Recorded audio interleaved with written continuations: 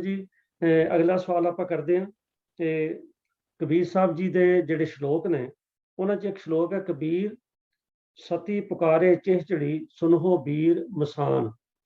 तो डॉक्टर सुरिंदर सिंह जी उन्होंने ये सवाल भेजा।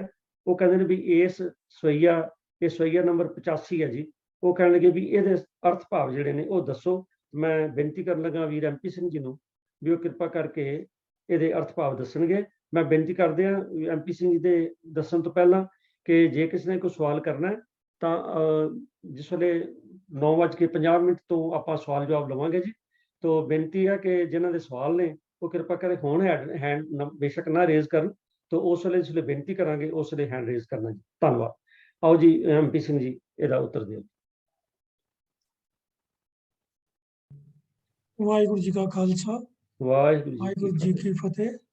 आप जी की स्क्रीन के सामने कबीर साहब के श्लोक नंबर 83 तो लैके 86 तक डिस्प्ले हो रहे हैं। जिस श्लोक के बारे प्रश्न आया है वो श्लोक नंबर 85 है। लेकिन भगत कबीर जी के भी और भगत शेख फरीद जी के भी श्लोकों के विचार के बारे में प्रोफैसर साहब सिंह जी ने यह गल बड़े जोर दे के समझाई है कि ये श्लोकों के अर्थ इको इकल्ले वखरे वखरे करके अगर समझने का यतन करांगे तो इन्हों के भावार्थ समझने च मुश्किल आती है। ये बहुत सारे श्लोक जोड़े हैं लड़ीवार एक सबजैक्ट के नाल संबंध रखते हैं। तो जो भी कोई श्लोक के अर्थ करने होण तो वो तो पहला या पिछों वाले श्लोकों का भी ध्यान रख लेना चाहिए है, क्योंकि कई बार एक ही सबजैक्ट कंटिन्यूस चल रहा होंदा है। जिवें कबीर जी के श्लोकों में भी एक श्लोक आता है, कबीर रोड़ा होए रो बाट का तजमन का महान ऐसा तेरा दास होए जिस तरह अगों तो ना लड़ी में 3-4 श्लोक होर है तो एक ही सबजैक्ट उत्ते कंटिन्यूस चलते हैं। फिर अखीर ते जाके गल इत्थे निबेड़ते हैं कि हर जन ऐसा चाहिए जैसा हर ही होए। तो 4 श्लोक इकट्ठे ही पढ़ने पैणगे। ये वाला जो श्लोक है 85 नंबर इसका भी जो सबजैक्ट है ये एक्चुअली श्लोक नंबर 83 तो ही आरंभ हो जाता है। तो इस करके संखेप जी विचार इन्होंने 83 और 84 नंबर श्लोक के भी पहला करके उस तो बाद असी इस श्लोक 85 का अर्थ समझने का यतन करांगे। श्लोक नंबर 83 कबीर जी कहते हैं कि कबीर ऐसा को नहीं मंदिर दे जराए पांचों लड़के मार के रह राम लियो लाए। कबीर जी के बाणी दे विच बहुत बारी ऐसी शब्दावली वरती जाती है जिन्हों पढ़ के पहला तो एक बार बंदा झटका खा जाता है। ये गल की हो रही है, ये तो बड़ी अजीबो अजीब गल हो रही है, अजीब गरीब है। इस श्लोक के भी हम लफज एवं जे आते हैं तो भी सुन के एक बार बंदा हिल जाता है भी पांचों लड़के मार के रह राम लियो लाए कि भी रब नाल लिव लानी है तो पंजों लड़के मार छे। जो सुनेगा गृहस्थी बंदा वो तो एक बार हिल जाएगा भी ये तो कबीर जी के शायद 5 बेटे सीगे तो वो गल कर रहे हैं मैं पंजों बेटियां मार के तो मैं रब नाल लिव लाई है। तो ये हुंदा की है कि कबीर जी का स्टाइल है वो शब्दावली इस तरीके की वरतते हैं कि जोड़े आखिरी अर्थ वो कुछ होर होंगे हैं पर भाव अर्थ कुछ डिफरेंट होंदा है। तो इस करके इत्थे अंतरीव भाव नूं समझना बहुत जरूरी है। तो इत्थे जिहड़ी गल शुरू की उन्होंने कबीर ऐसा को नहीं मंदिर दे जराए। हुण मंदिर दे जराए मंदिर तो भी कोई यही समझेगा भी अपने घर की गल कर रहे हैं या किसी मंदिर नूं साड़न की गल कर रहे हैं। तो ऐसा नहीं हो रहा। इत्थे जो मंदिर लफज तो भाव अर्थ है उन्हों इशारा है इस शरीर रूपी मंदिर का। बाणी दे विच होर भी अनेका जगह ते गुरबाणी गुरु साहबान की बाणी च भी इस मनुखी शरीर नूं एक मंदिर के नाल तुलना दी गई है। किसी किसी जगह ते गुरबाणी च हरमंदिर भी आख्या गया है इस शरीर नूं।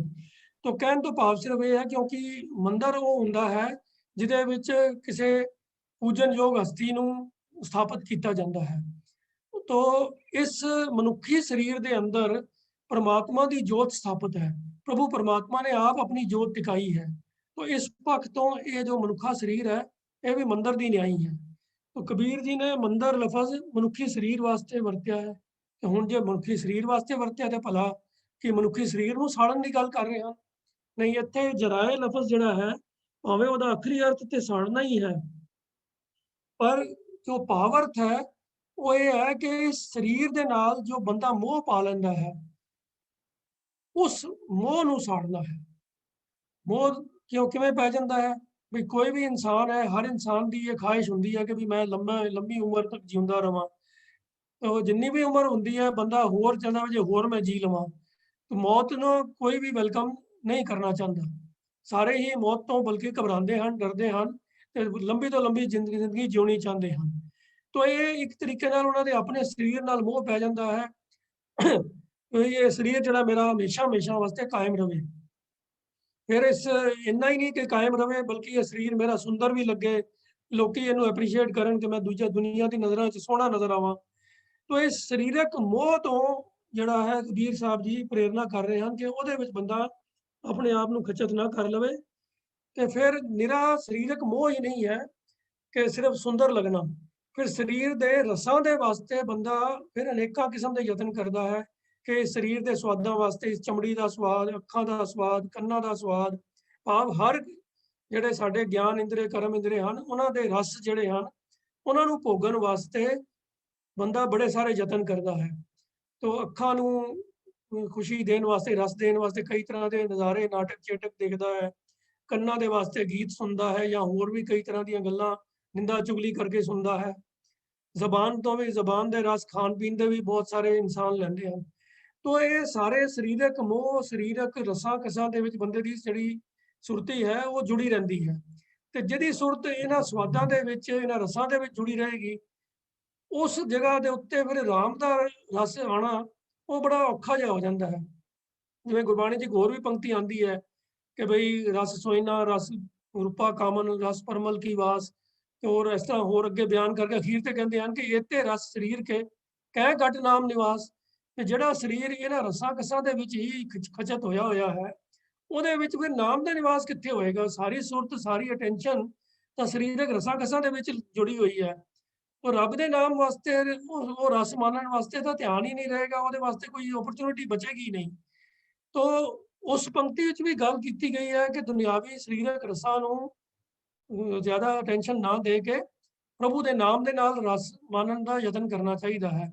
ਤੋ ਇਸ ਸ਼ਲੋਕ ਦੇ ਅੰਦਰ ਵੀ ਜਿਹੜਾ ਹੁਣ ਲਫ਼ਜ਼ ਆਏ ਨੇ, ਮੰਦਰ 'ਚ ਆਇਆ ਹੈ ਸਰੀਰ ਵਾਸਤੇ, ਜਰਾਏ ਤੋਂ ਭਾਵ ਹੈ ਉਸ ਸਰੀਰ ਦੇ ਮੋਹ ਨੂੰ ਸਾੜਨਾ। ਤੇ ਜਿਹੜੇ ਪੰਜੋ ਲੜਕੇ ਦੀ ਗੱਲ ਆਈ ਹੈ ਉਹ ਆਈ ਹੈ ਪੰਜ ਜਿਹੜੇ ਵਿਕਾਰ ਹਨ, ਜਿਨ੍ਹਾਂ ਵਿਕਾਰਾਂ ਦੇ ਅਧੀਨ ਇਨਸਾਨ ਸਰੀਰਕ ਰਸਾਂ ਦੇ ਵਿੱਚ ਔਰ ਮਾਇਆ ਦੇ ਰਸਾਂ ਦੇ ਵਿੱਚ ਖਚਤ ਰਹਿੰਦਾ ਹੈ।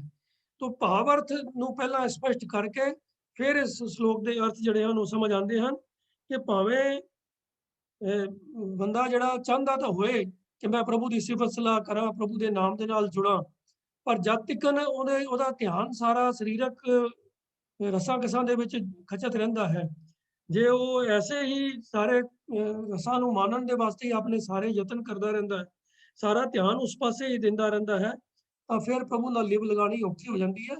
तो कबीर जी कहते हैं ऐसा कोई विरला ही है, ऐसा कौन नहीं तो भाव है कि कोई विरला ही है जिहड़ा ये सरीरक मोह नूं साड़ दिंदा है।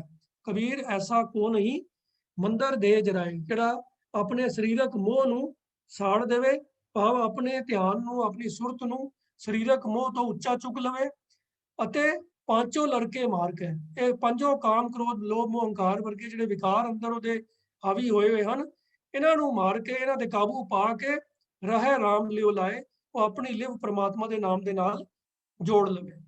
ਅਗਲੇ ਸ਼ਲੋਕ ਦੇ ਵਿੱਚ ਫਿਰ ਹੁਣ ਇਸੇ ਤਰ੍ਹਾਂ ਦਾ ਹੀ ਆਈਡੀਆ ਹੈ ਜਿਹੜਾ ਅੱਗੇ ਸਮਝਾ ਰਹੇ ਹਨ। ਕਬੀਰ ਐਸਾ ਕੋ ਨਹੀਂ ਇਹ ਤਨ ਦੇਵੇ ਫੂਕ, ਅੰਧਾ ਲੋਗ ਨਾ ਜਾਣਈ ਰਹਿਓ ਕਬੀਰਾ ਕੂਕ। ਹੁਣ ਇੱਥੇ ਵੀ ਜੇ ਅਖਰੀ ਅਰਥ ਕਰੀਏ ਸਿਰਫ ਤਾਂ ਫਿਰ ਬੜੀ ਹੈਰਾਨ ਕਰ ਦੇਣ ਵਾਲੀ ਗੱਲ ਆ ਜਾਂਦੀ ਹੈ। ਕਬੀਰ ਜੀ ਕਹਿ ਰਹੇ ਹਨ ਕਿ ਕੋਈ ਐਸਾ ਹੈ ਹੀ ਨਹੀਂ ਜਿਹੜਾ ਆਪਣੇ ਸਰੀਰ ਨੂੰ ਸਾੜ ਦੇਵੇ, ਫੂਕ ਦੇਵੇ, ਸਰੀਰ ਨੂੰ ਸਾੜ ਦੇਵੇ। ਤੇ ਜਿਹੜੇ ਅੰਧੇ ਲੋਕ ਨੇ ਉਹ ਜਾਣਦੇ ਨਹੀਂ, ਤੇ ਮੈਂ ਤੇ ਪੁਕਾਰ ਕਰ ਕਰਕੇ ਕਹਿ ਰਿਹਾ ਵਾਂ ਬਈ ਇਹ ਕੰਮ ਕਰੋ। ਤੋ ਇੱਥੇ ਵੀ ਭਾਵ ਅਰਥ ਸਮਝਣ ਦੀ ਲੋੜ ਹੈ ਕਿ ਤਨ ਨੂੰ ਫੂਕਣਾ ਭਾਵ ਸਰੀਰਕ ਮੋਹ ਨੂੰ ਫੂਕਣਾ, ਸਰੀਰਕ ਮੋਹ ਨੂੰ ਆਪਣੇ ਅੰਦਰੋਂ ਕੱਢਣਾ, ਤਾਂ ਕਿ ਜਿਹੜੀ ਬੰਦੇ ਦੀ ਸੁਰਤ ਹੈ ਸਰੀਰ ਦੇ ਰਸਾਂ ਦੇ ਵਿੱਚ ਖਚਤ ਹੈ, ਉਹਦੇ ਪਾਸੇ ਤੋਂ ਉੱਚੀ ਉੱਠ ਜਾਵੇ।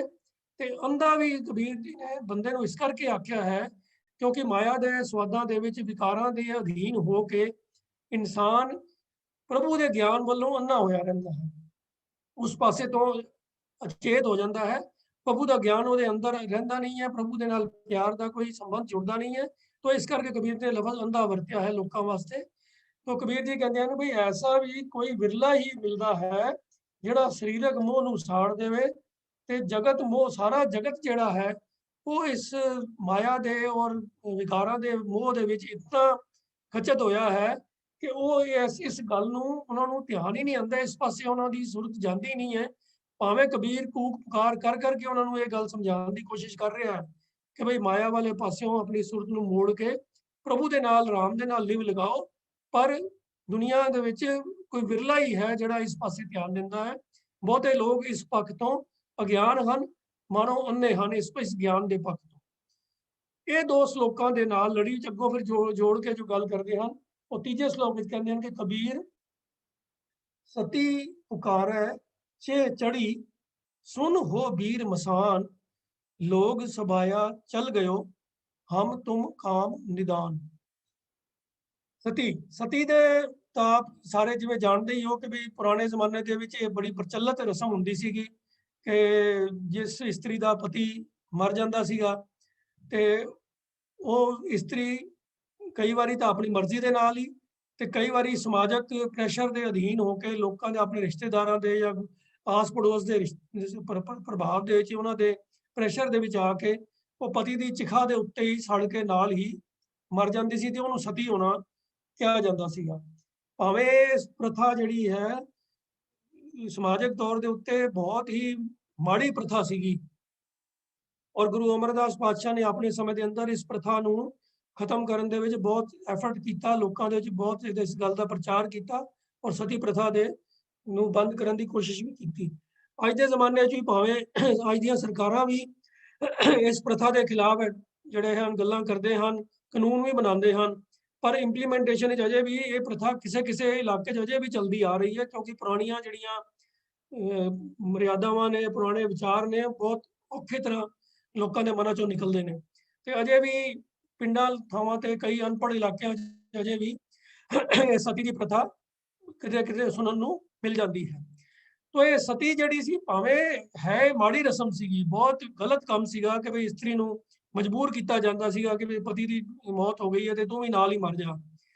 ਪਰ ਜਿਹੜੀ ਵੀ ਇਹ ਕੰਮ ਕਰਦੀ ਸੀ, ਕੰਮ ਉਹ ਹੈ ਬੜੀ ਹਿੰਮਤ ਵਾਲਾ ਸੀ, ਸੌਖੀ ਗੱਲ ਨਹੀਂ ਹੈ ਜਿਉਂਦੇ ਜੀ ਆਪਣੇ ਆਪ ਨੂੰ ਆਪ ਹੀ ਅੱਗ ਦੇ ਵਿੱਚ ਸਾੜ ਲੈਣਾ।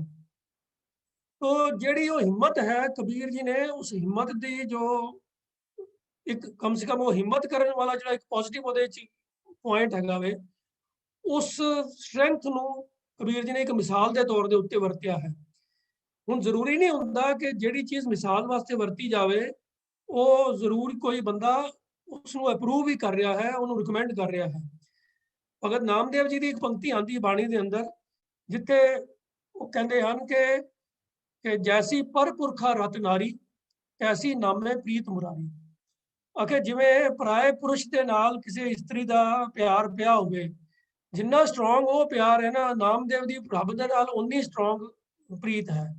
ਤਾਂ ਨਾਮਦੇਵ ਜੀ ਨੇ ਕੇਵਲ ਇੱਕ ਆਪਣੇ ਸਟਰੈਂਥ ਆਫ ਇਮੋਸ਼ਨ ਦੀ ਗੱਲ ਕੀਤੀ ਹੈ ਕਿ ਮੇਰਾ ਕਿੰਨਾ ਸਟਰੋਂਗ ਪ੍ਰਭੂ ਦੇ ਨਾਲ ਅਟੈਚਮੈਂਟ ਹੈ, ਮੇਰਾ ਕਿੰਨਾ ਦ੍ਰਿੜਤਾ ਨਾਲ ਪ੍ਰਭੂ ਦੇ ਨਾਲ ਮੇਰਾ ਪਿਆਰ ਹੈ।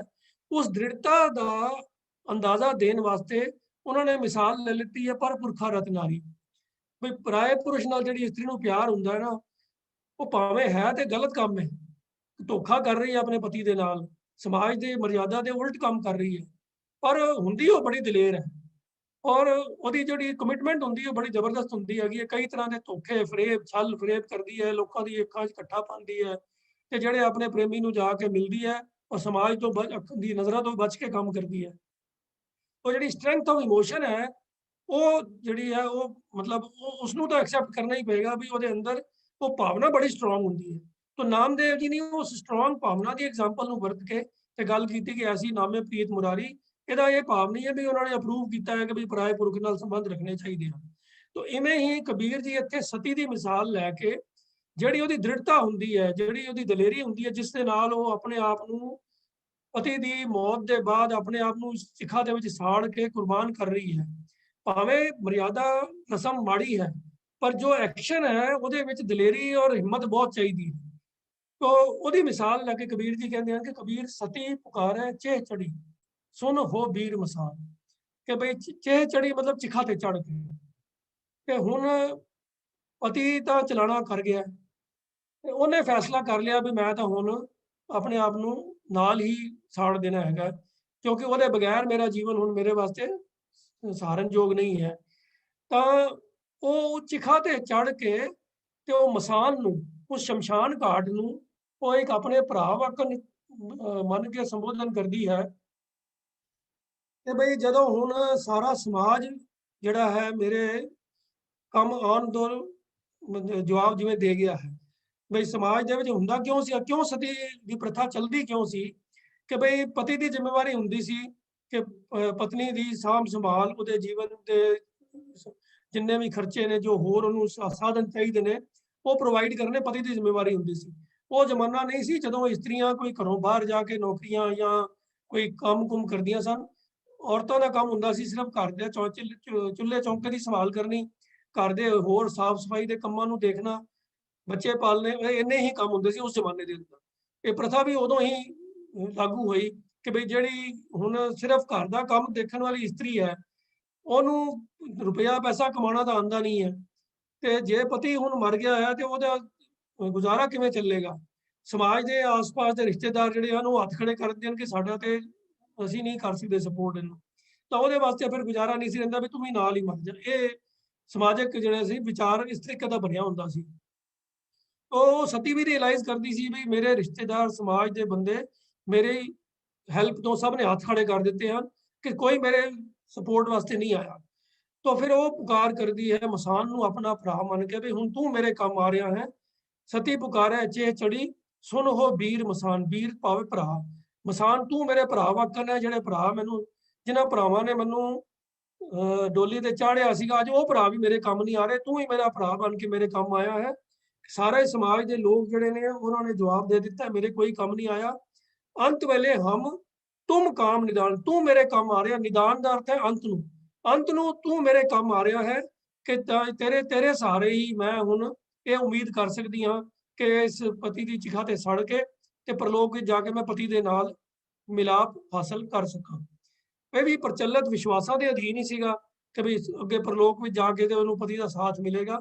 ਤਾਂ ਭਾਵੇਂ ਇਹ ਭਾਵਨਾਵਾਂ ਰੀਜ਼ਨ ਸਾਰੇ ਬੜੇ ਮਿਸਪਲੇਸ ਸੀਗੇ, ਉਹਨਾਂ 'ਚ ਕੋਈ ਵਡਿਆਈ ਵਾਲੀ ਗੱਲ ਨਹੀਂ ਹੈ, ਪਰ ਜਿਹੜੀ ਦਲੇਰੀ ਔਰ ਜਿਹੜੀ ਸੀ ਦ੍ਰਿੜਤਾ ਦੇ ਨਾਲ ਉਹ ਇਸਤਰੀ ਸਤੀ ਹੁੰਦੀ ਹੈ, ਉਸ ਦ੍ਰਿੜਤਾ ਨੂੰ ਮਿਸਾਲ ਲੈ ਕੇ ਕਬੀਰ ਜੀ ਨੇ ਇਹ ਗੱਲ ਕੀਤੀ ਹੈ ਕਿ ਜਿੰਨੀ ਦ੍ਰਿੜਤਾ ਉਸ ਸਤੀ ਦੇ ਵਿੱਚ ਹੈ, ਓਨੀ ਦ੍ਰਿੜਤਾ ਦੇ ਨਾਲ ਹੀ ਇਨਸਾਨ ਨੂੰ ਆਪਣੇ ਮਨ ਦੇ ਅੰਦਰੋਂ ਵਿਕਾਰਾਂ ਨੂੰ ਕੱਢ ਕੇ ਤੇ ਪ੍ਰਭੂ ਦੇ ਨਾਲ, ਰਾਮ ਦੇ ਨਾਲ ਲਿਵ ਲਾਣੀ ਚਾਹੀਦੀ ਹੈ।